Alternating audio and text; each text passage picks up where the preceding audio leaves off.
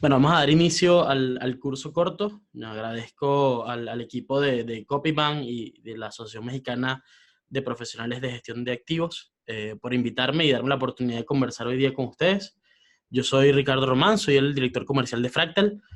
Fractal es una solución de gestión de activos y mantenimiento enfocada en la tecnología, ¿cierto? Somos una plataforma para poder hacer la gestión y nuestro foco es poder ocupar el poder del Internet de las cosas en poder capturar esta información y alimentar los planes de mantenimiento con ello, ¿no? Entre otras cosas que hacemos, bueno, ese es nuestro foco principal y es por eso que vengo a hablarles hoy eh, del mantenimiento basado en condición y su vinculación con el Internet de las cosas, cómo potenciar ambas herramientas para obtener valor en esta estrategia de monitoreo, ¿no? Perfecto, ahí están mis datos, mis coordenadas, totalmente a la orden para que podamos conversar. También estoy en los grupos de WhatsApp que manejan tanto el equipo de Noria como del CMC Latam, ¿sí? ¿Y por qué hablar del Internet de las cosas? Bueno, se calcula que para el año próximo van a haber 30 billones o 30.000 millones de dispositivos conectados, ¿sí? Es una amplia gama, ¿no? Desde cerraduras para las puertas, cámaras de seguridad, hasta, como no, los equipos críticos y más importantes para que nuestra civilización pueda funcionar como lo hace hoy día, ¿no? Y con nuestras empresas pues puedan aportar valor a la sociedad. Se calcula que 1,5 millones de ganancia adicional van a tener las empresas que pasen por el proceso de transformación digital, que piensen sus modelos de negocio en, digamos, todo lo que son soluciones digitales, soluciones informáticas que apoyen a la toma de decisiones, a la ejecución, etcétera. Esto empresa por empresa, ¿no?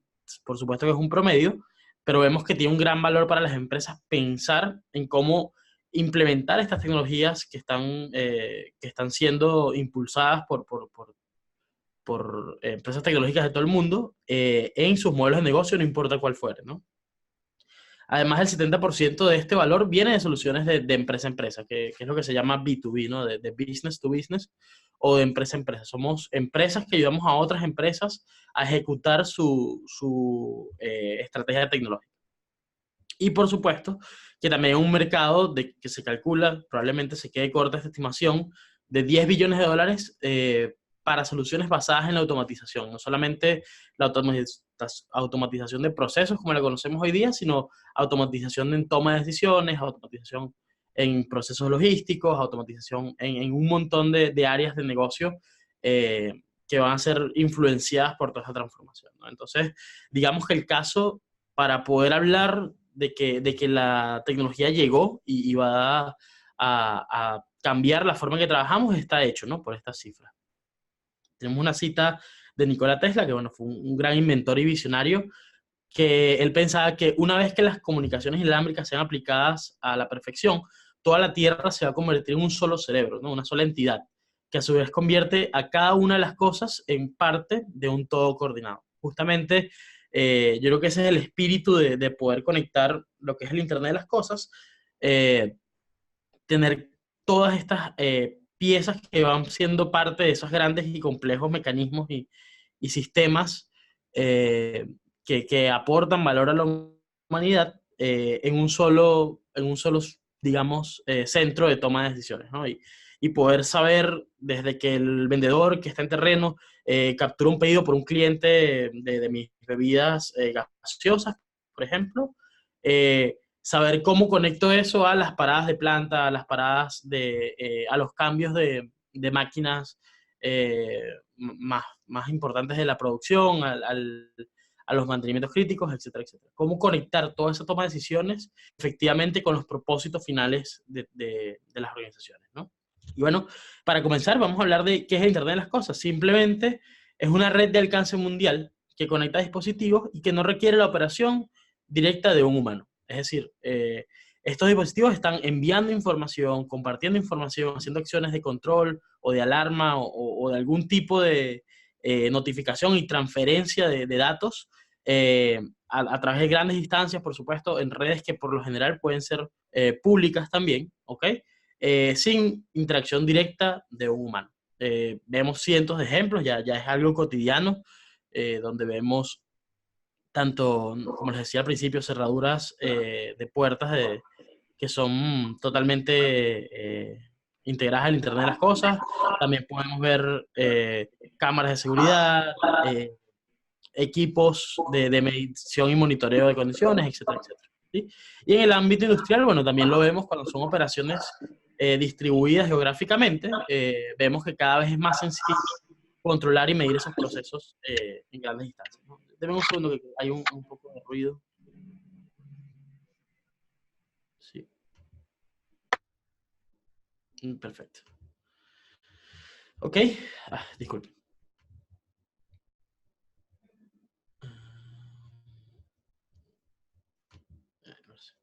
Okay. Sí. Ahora, ahí en el mundo industrial hay sinónimos y términos que se relacionan, ¿no? Que se tienden a confundir. Por ejemplo, es muy común que cuando hablemos de Internet de las cosas, saquemos de una vez el término de machine to machine o M2M o M2M, que es un protocolo o son diferentes protocolos en verdad que se utilizan para comunicar dispositivos, ¿no? Ya sean de forma directa a través de cambios en voltajes o corrientes, o a través de buses de datos que lo que comparten es información entre instrumentos, dispositivos, sistemas de control, activadores, etc. Todos esos son protocolos que por lo general tienden a confundirse o a usarse como sinónimo de Internet de las Cosas, cuando técnicamente no es tal cosa, no es tan así.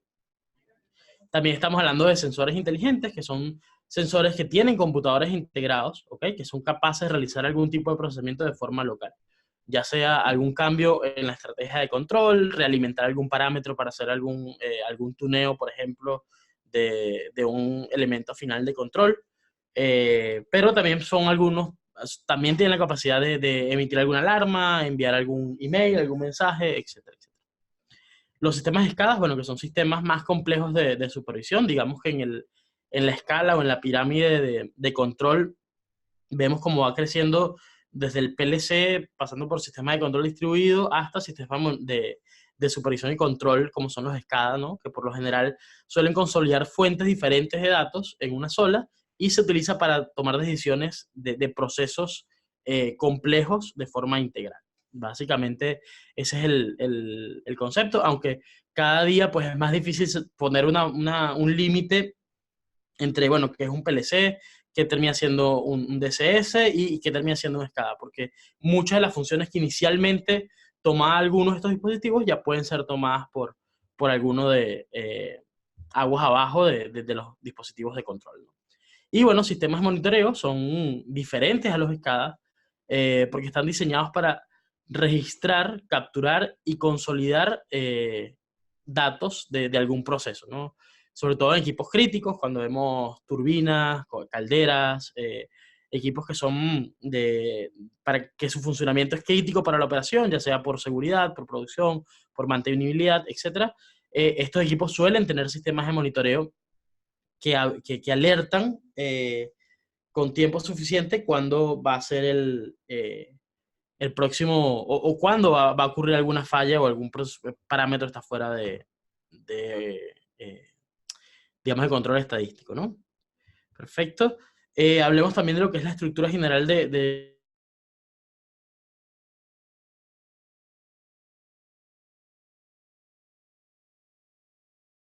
estructurar la solución. Vamos a poder saber si la computación o el procesamiento de los datos está haciendo en alguna de las áreas que les voy a mencionar, ¿no? Lo primero, y es lo que se conoce tradicionalmente como Internet de las cosas, lo que mejor conocemos, es cuando la computación se realiza en el borde, es decir, en el dispositivo que conecta a los sensores, ¿sí? No, algo muy, muy importante es que los sensores por sí mismos no deberían tener inteligencia, en el sentido de que el sensor simplemente, o el transductor, incluso hasta a nivel de transmisor, estamos hablando de dispositivos que tienen un foco muy cerrado de ser transformadores de energías físicas o de algún tipo de energía en electricidad, ¿cierto? En una electricidad bajo ciertos parámetros que yo pueda transformar en datos, ¿ok? Sobre esa capa que digamos es la capa física, si lo vemos como un nivel, como una estructura de,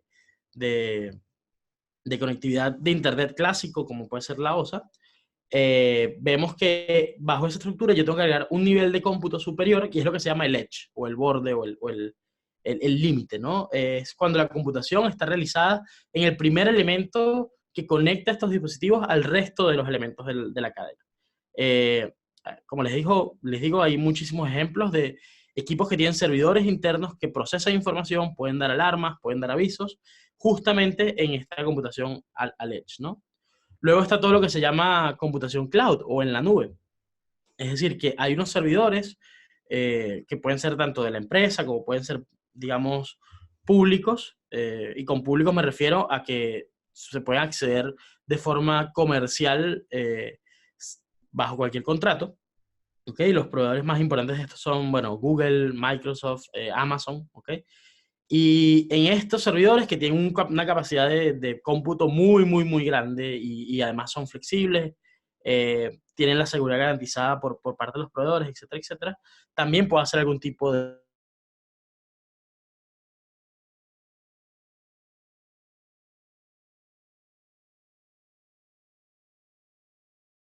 lo que ya no se llama ni siquiera límite o en la nube, sino se llama neblina, ¿no? Como una neblina de cómputo, fog computing, en el cual los datos viajan a través de toda la cadena y en diferentes estadios o en diferentes etapas yo puedo tomar alguna acción de control, alguna decisión y hacer alguna activación en el medio sin tener que esperar que el dato llegue a la nube o sin tener que esperar que el dato vuelva al dispositivo final. ¿Okay? Digamos que esto es, en términos de estructura, cómo se organiza el Internet de las cosas, ¿no?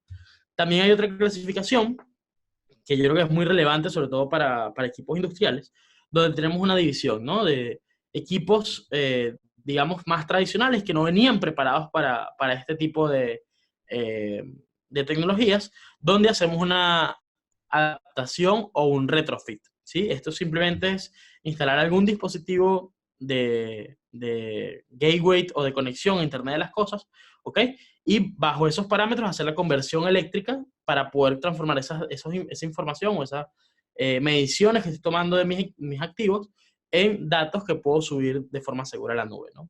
Y cada vez lo vamos a ver con mayor frecuencia, todo lo que son los dispositivos IoT ready o conectados directamente por el fabricante. Ahí, en este momento, y es nuestra visión como compañía de Fractal, hay una gran cantidad de tecnologías que se están solapando, que están haciendo básicamente lo mismo, solamente por diferentes vendedores, pero eso eventualmente va a converger en una sola red de control, ¿no? Y una sola red de monitoreo y una sola red de Internet de las cosas, porque al final el valor va a estar en poder compartir esos datos, no solamente con el fabricante o con la familia de equipos que nos vende el fabricante, sino a través de todos los equipos que puedan tener las organizaciones.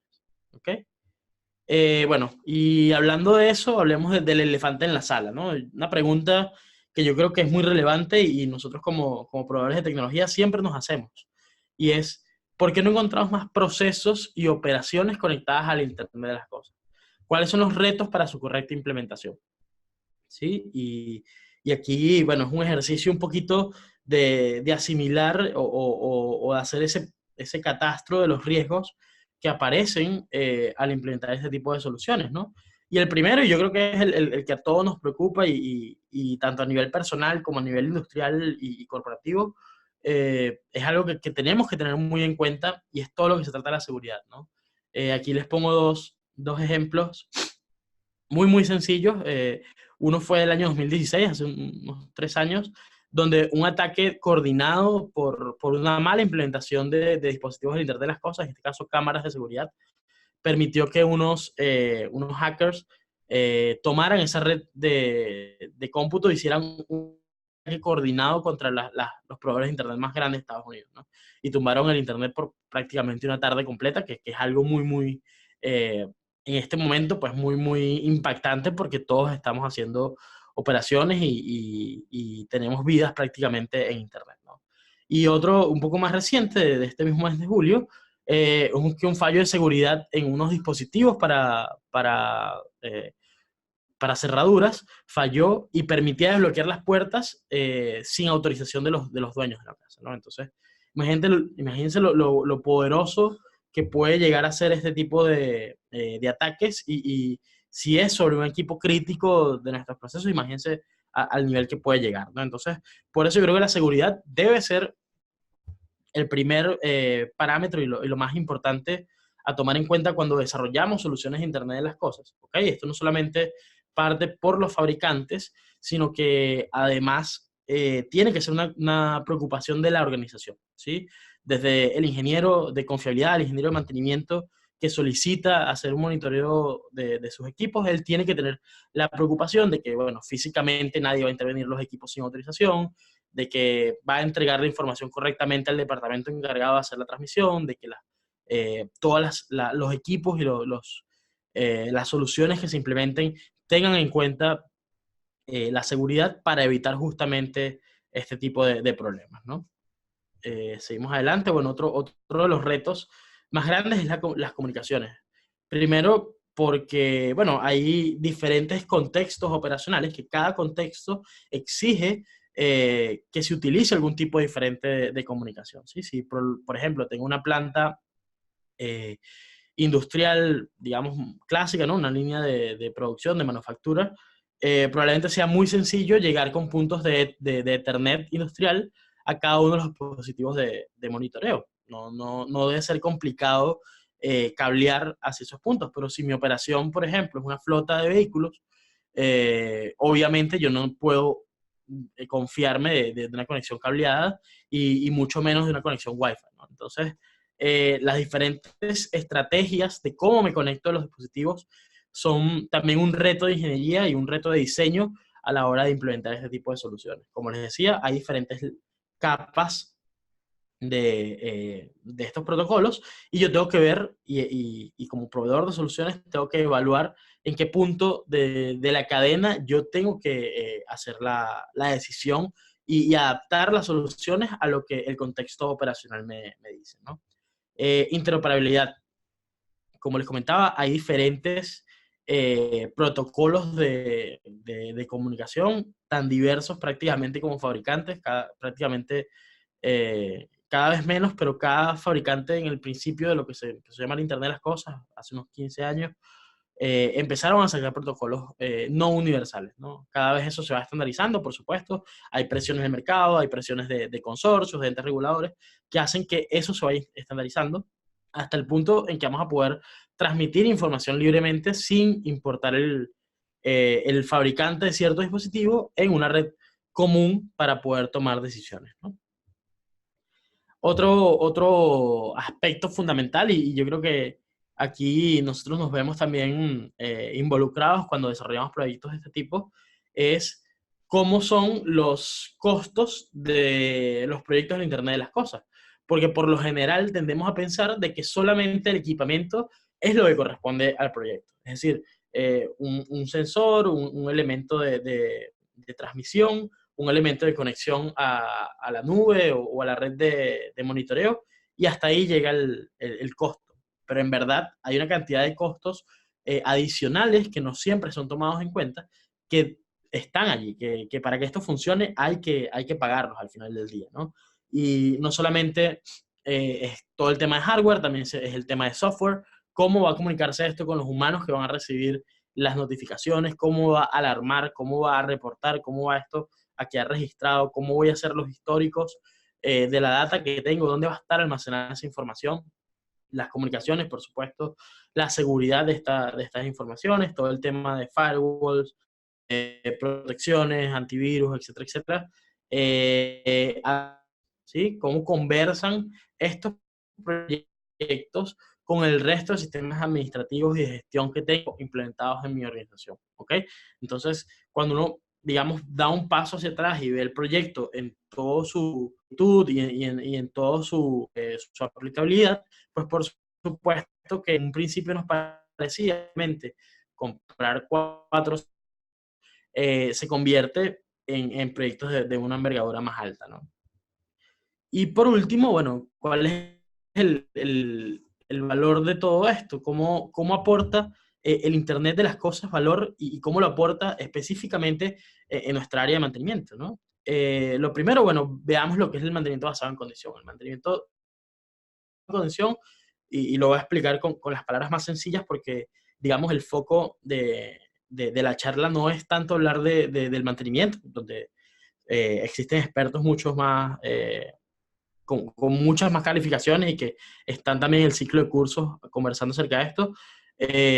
Vamos a hablar por qué la tecnología es importante para esto, ¿no? Y la estrategia de mantenimiento basado en condición es simplemente medir algún parámetro físico de los equipos, de los activos, y decir, y atar los mantenimientos a estos parámetros, ¿ok?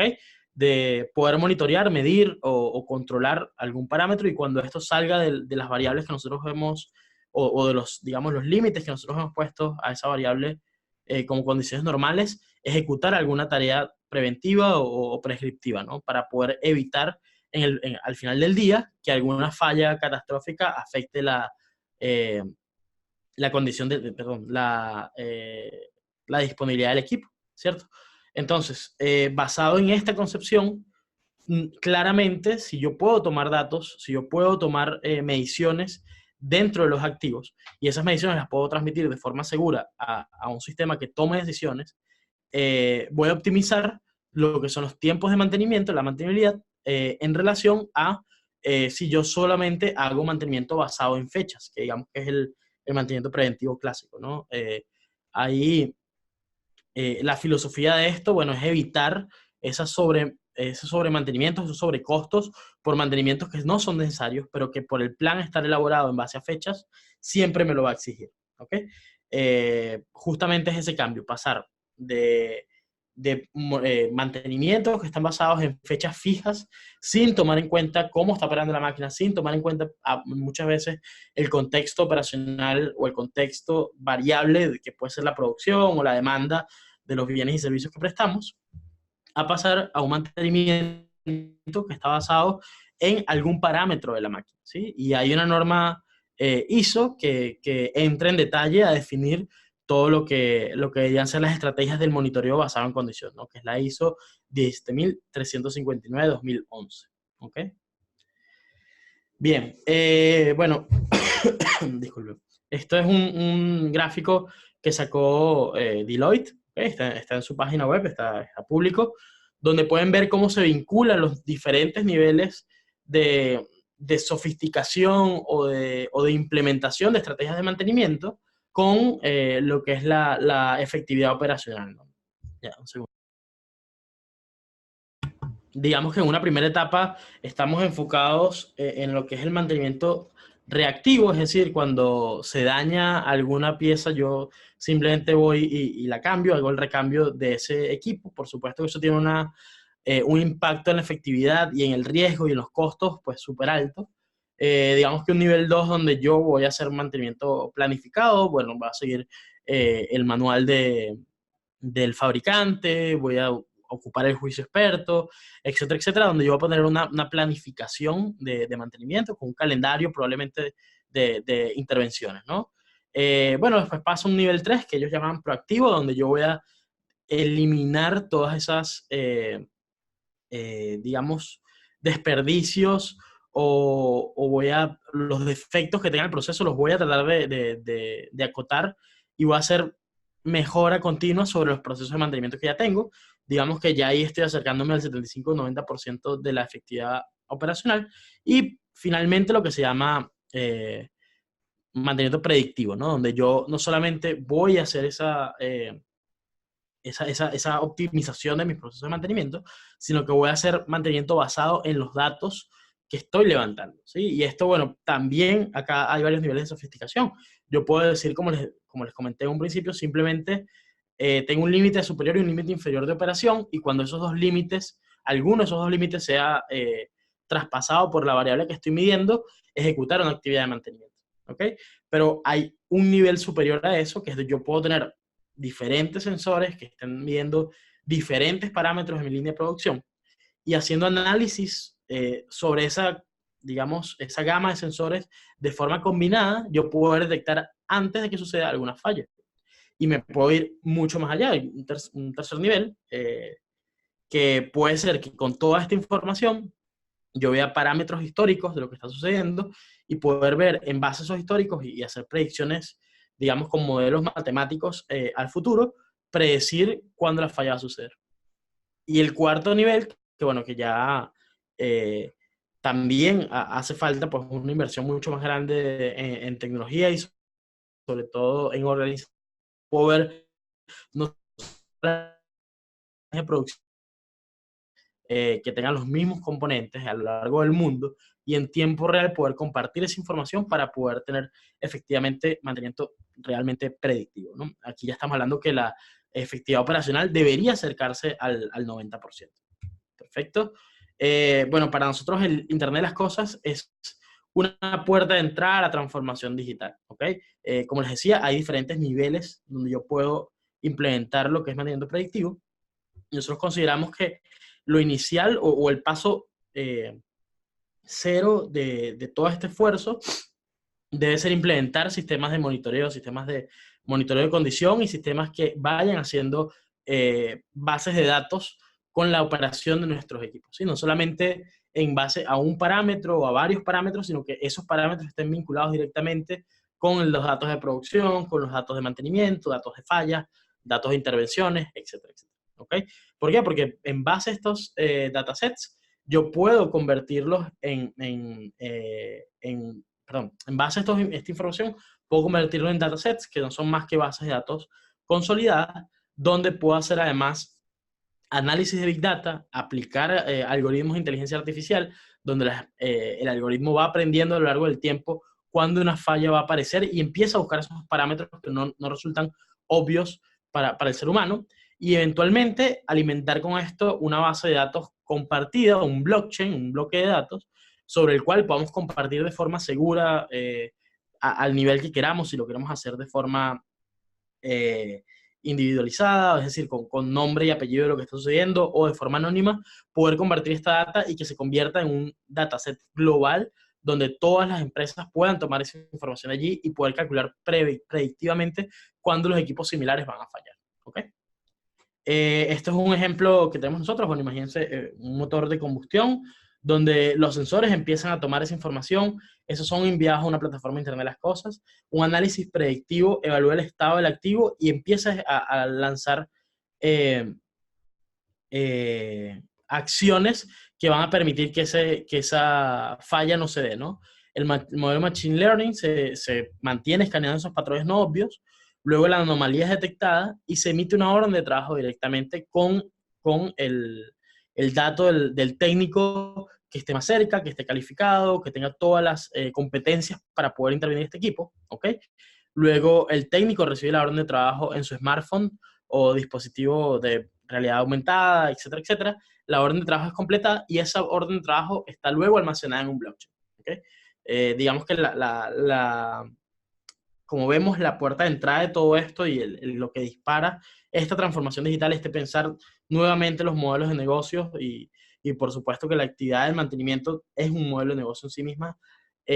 Cómo pensarlo en base a las tecnologías que están simplemente cambiando la forma en que trabajamos. ¿Ok? Entonces, ¿por dónde empezamos? Bueno, yo, por supuesto que en este contexto todos conocemos lo que son las herramientas de confiabilidad, el mantenimiento centrado en confiabilidad, manufactura de clase mundial, etcétera, etcétera, ¿no? Y una de las herramientas más útiles para implementar este tipo de estrategias es el AMEF, ¿no? El análisis de modo y efectos de las fallas. Y tener en cuenta desde el AMEF mismo, desde que yo hago ese análisis de mis dispositivos, de cómo hacer la mantenibilidad, desde allí empezar a meter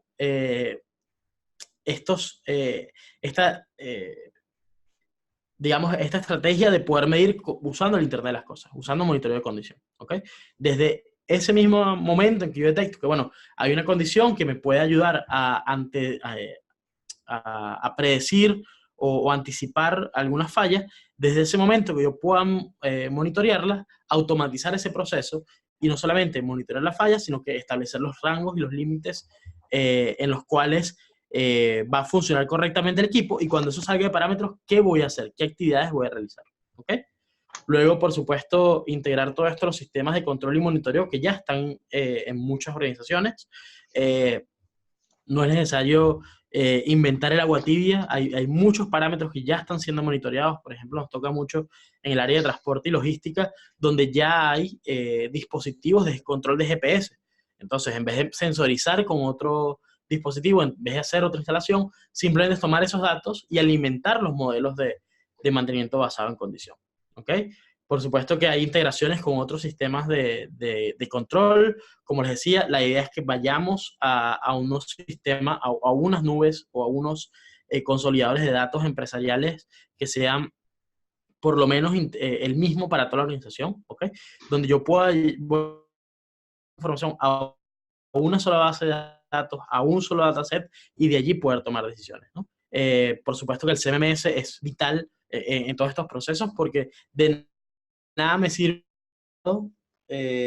segundo, sí. De nada me sirve tener un equipo especializado en hacer monitoreo de condiciones, informes, en entregar gráficas, si esto no va a conducir a que mis técnicos en terrenos realicen las actividades en cuando les tocan, ¿no? Bueno, por supuesto que todo esto va a resumir en mejores tomas de decisiones, en métricas, en análisis, gráficas, etcétera, que van a permitir a la alta gerencia y a la dirección de la empresa tomar decisiones con vista al negocio, ¿no? Y bueno, les dejo una última reflexión porque ya estoy terminando. ¿De quién es responsabilidad echar a andar todo esto? Del departamento de mantenimiento, departamento de confiabilidad, departamento de computación o de información, tecnologías de la información. ¿Quién es el responsable final de que esto ocurra, ¿no? Y quién es el que tiene que navegar toda esa, digamos, esa estructura interna, esa estructura de competencias y de aprobaciones internas para que un proyecto como este funcione, ¿sí? Bueno, eso fue mi curso corto. Aquí están de nuevo mis datos personales. Estoy totalmente a la orden para cualquier pregunta. Si me quieren contactar, creo que tenemos algunas preguntas acá. También vi que Gerardo Trujillo está conectado. Por si acaso quieres decir algunas palabras, Gerardo. Aquí, Román, muchas gracias Ricardo Román, muchas gracias por tu participación. Muy interesante lo que nos comentas. Me tuve que conectar un poco tarde porque voy llegando, pero me ha parecido muy interesante la forma en la que nos das una muy clara explicación de lo que significa el trabajar con la parte de Internet de las cosas y la modernización del mantenimiento para la industria 4.0. No sé si alguien más tiene alguna consulta por ahí. Bueno, en todo caso, pues nuevamente agradecerte, Ricardo, a Fractal por su apoyo incondicional a las iniciativas de Copyman. Este curso estará siendo subido ya prácticamente a inicios de la próxima semana para que el resto de la comunidad lo pueda identificar. Les comunico de manera muy, digamos, con mucho orgullo que esta iniciativa de los cursos cortos ya excedió los 6,000 profesionales impactados en el conocimiento, y esperamos que nos ayuden a divulgar mucho más esta iniciativa para que más gente se pueda beneficiar con el aporte de los especialistas en cada área. Ricardo, muchas gracias y que tengan un buen día. No, gracias a ustedes por acompañarme y bueno, y por supuesto a Copyman por todo este esfuerzo que está haciendo para entrenarnos a los profesionales que hacemos vida en la gestión de activos y el mantenimiento para que seamos mejores, ¿no? Muchas gracias a todos.